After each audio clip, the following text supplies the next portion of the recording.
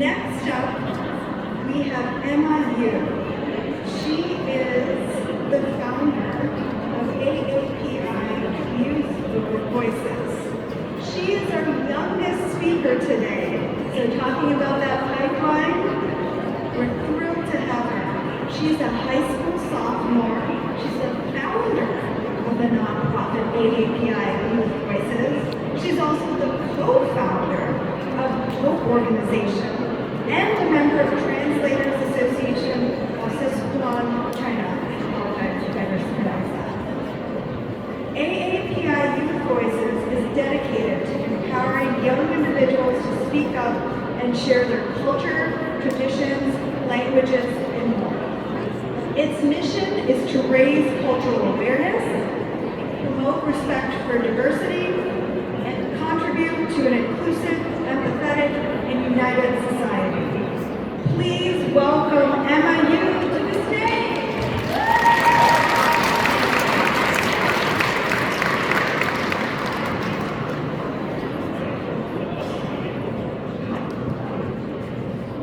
Hi everyone, I am so honored to stand here today speaking up for you. I want to give a shout out to all the youth who are here today.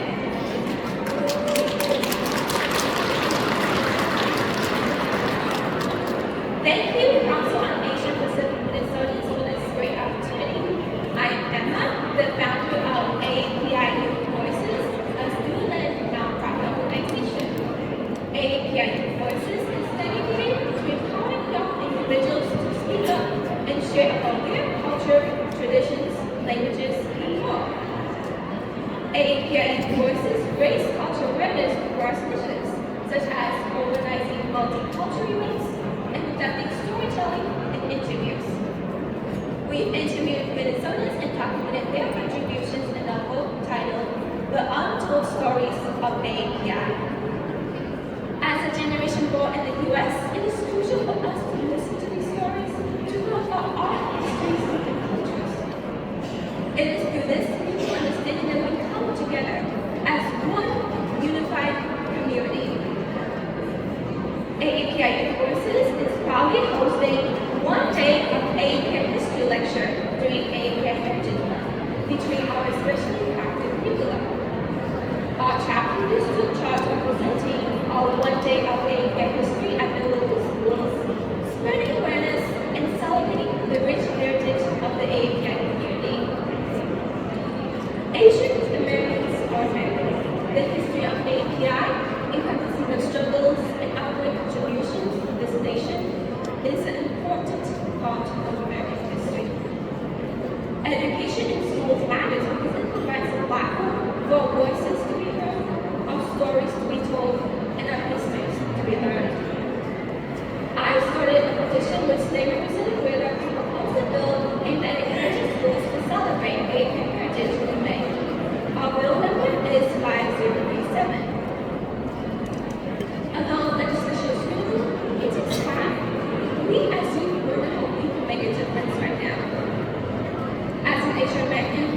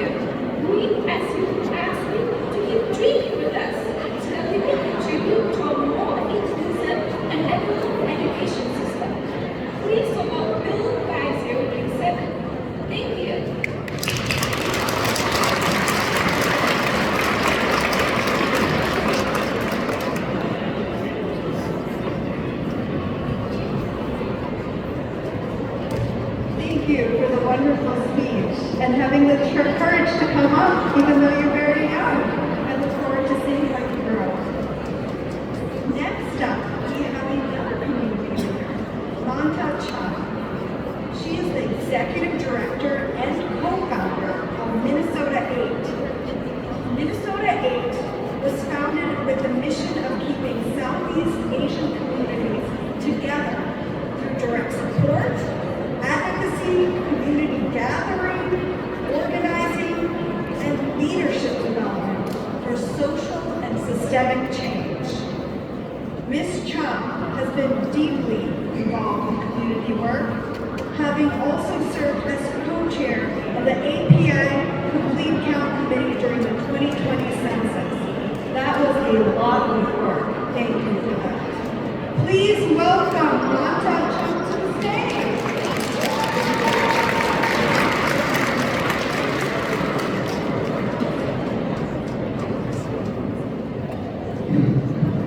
Well, she's 5'1" and 3/4, and I'm 4'11" and 3/4. Very proud. Well, good morning, everybody. I'm so excited to all of my kind people. Thank you, Thea, the council, the legislators, fellow community leaders, and all of you who are here. My name is Manta Chung, and I am the executive director and co-founder of Minnesota 8.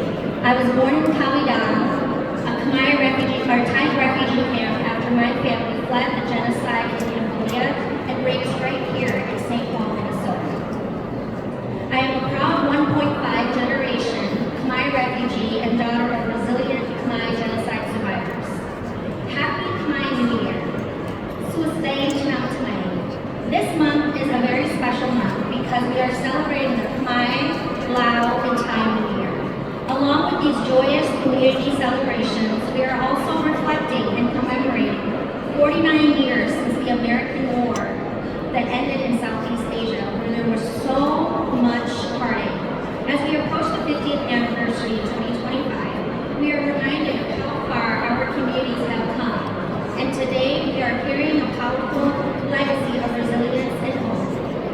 As I look around this room and reflect on the theme, we the people, I am reminded of our origin story 7.5 years ago when the immigration system targeted our families here in Minnesota. I was devastated at the thought of never being able to see my brother again. I remember it like it was yesterday, all of the sleepless nights, late phone calls, long distance travels just to see my brother through a phone and video screen. We all sacrificed so much to fight for our families, faced with the questions, will we ever see each other again? I remember my dad, a freedom fighter, who's no longer here on earth with us, not understanding why America, a country that took us in as refugees, would want to send his son to a country that he had never set foot in.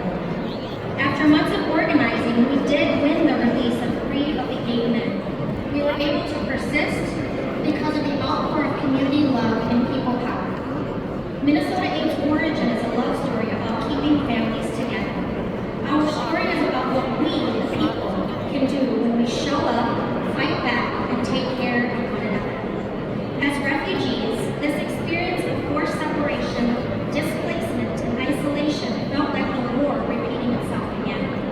Even almost after 50 years, our people are still facing injustice through incarceration, detention, and deportation. I think about the 50th anniversary, and I'm reminded of all the stories that my late parents told me and what they and so many other families had to endure. Stories of running through minefields, forced labor camps, and how so many lives were lost. But I also remember how much they were overcome. As our ancestors did, we believe that change is possible. Just like all of us here and being here today, how beautiful it is to see everyone. When I think about the future of our communities, I imagine a world where our communities can truly be liberated, to live free and clear of family separation, liberated from intergenerational trauma, where we don't have to live in survival mode, but instead live in abundance, filled with joy. We have a deep commitment to ensure safety, dignity, and justice for all of our communities.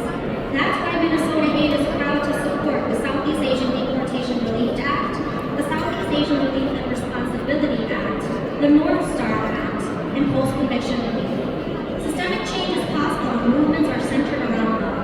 I know the future we're building is possible because love, hope, and power are abundant in this room today. We, the people, are refugees. We, the people, are immigrants. We, the people, are powerful. We, the people, must be united. And we, the people, are all created in the image of God. Thank you. Someone.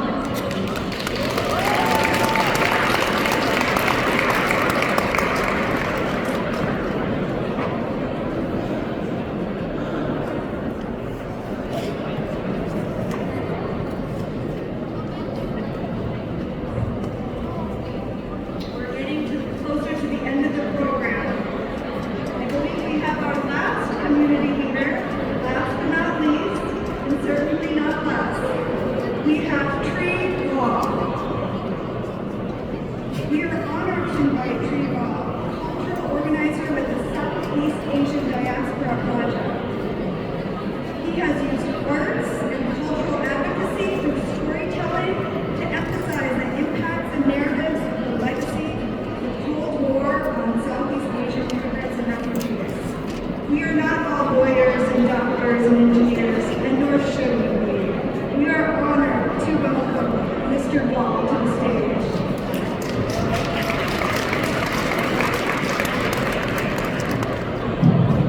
I am lost, it seems. There's a bunch right here. Thank you. And for those of you who know me as Tree Vo, that's the English way to say it. In Vietnamese is Tree Wall.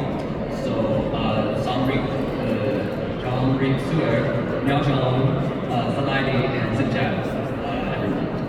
A little bit about me, why my connection is to today. My grandfather, my uncle, my maternal grandfather, served as a high-ranking military official in Vietnam back in the day. And I'm here because of him and the chain migration that happened. And today I'm going to talk about we the people, but instead, we the droplets of water as part of this union of rivers coming together. Rivers such as the Mekong, the Mississippi, the Minnesota. We are all persons and peoples who have had our lives built and transformed over generations by rivers that carry so many things, from precious cargo to precious lives. And not one of us has lived long enough to witness the growth of a river from a quiet trickle to a mighty and generous freeway that has given more than it takes. Half a healthy human lifetime ago, the Mekong River of mainland Southeast Asia found itself growing a distributary, a stream of water that branches off from a larger foundational river. And I am honored to be here among the people of that distributary, of Cambodian, Khmer, Lao, Hmong, Viet, and many, many more ethnic groups, who I share in making up that stream of refugee, immigrant, and diasporic water. 50 years ago, that distributary stream from the Mekong River began to cut across Earth's largest ocean and has since joined the mighty Minnesota and Mississippi rivers. A mighty confluence of rivers and the people who know what it means to be nourished by the same water that your grandparents' grandparents have raised families near, and that your great-grandchildren's grandchildren could play in decades from now. Imagine yourself as a droplet of water. Nothing more than a single drop. Now, imagine the cool, smart, stylish, friendly, trustworthy, brave people all around you right now and outside of this building as other droplets, just like you. Each one, a single droplet of water, just like you. Pick a river that you lived nearest to or grew up with memories of. Imagine yourself, a single drop of water among a massive, intergenerational, collective body, union of water droplets. Each single one just like you. Part of a river that has flowed for centuries. Your river and its single droplets has carried food, supplies, technology, good news, bad news, hopeful news. You belong to a rushing history of water droplets that has carried precious cargo, precious feelings, precious dreams, each held on to dearly by precious lives. I am a humble droplet of water, just like my great-grandparents before me, and the great-grandchildren of the people who will come after me. I come from people of coastlines and deltas, just like the forcibly displaced and resettled families who began to make their way towards refuge here in the lands of the Minnesota and Mississippi rivers nearly 5 decades ago. We are all people of rivers.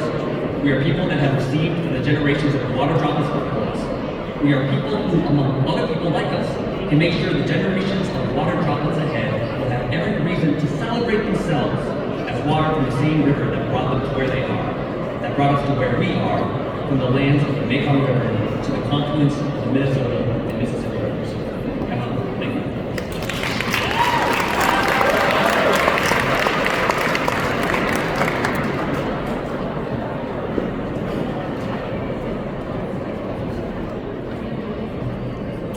We have one final speaker to give closing remarks, but before I go into it, I want to acknowledge the many people that have contributed to putting API Day 2024 together. This doesn't just happen. Getting the rotunda, having a videographer, having a council board, we're not paid, and we give hours and hours of our time. Also our contract staff and our full-time staff. So I'm going to ask all the folks, as I say your name, to stand up, and at the end, please give them a round of applause. First, Pia Fuentespina, please stand up. She represents the Filipino community. She's been excellent. She's been attending our board meetings and just really honored. We have former Chair Dave Wang representing the Vietnamese community. You've met him already.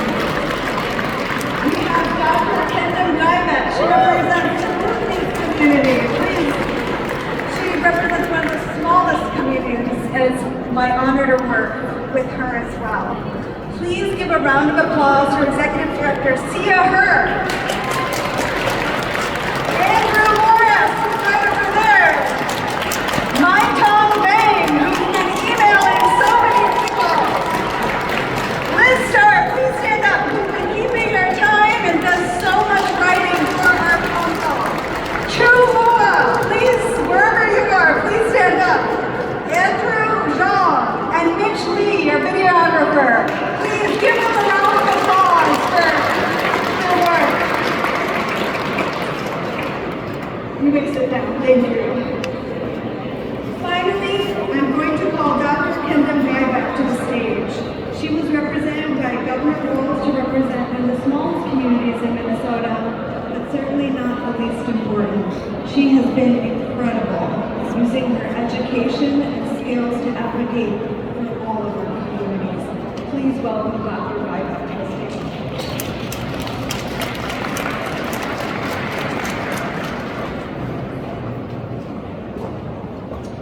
Good morning, everyone. I am Kendam Gaibat. I'm a humble droplet of water, and I'm honored to be appointed by Governor Wells as the Bhutanese representative on the council.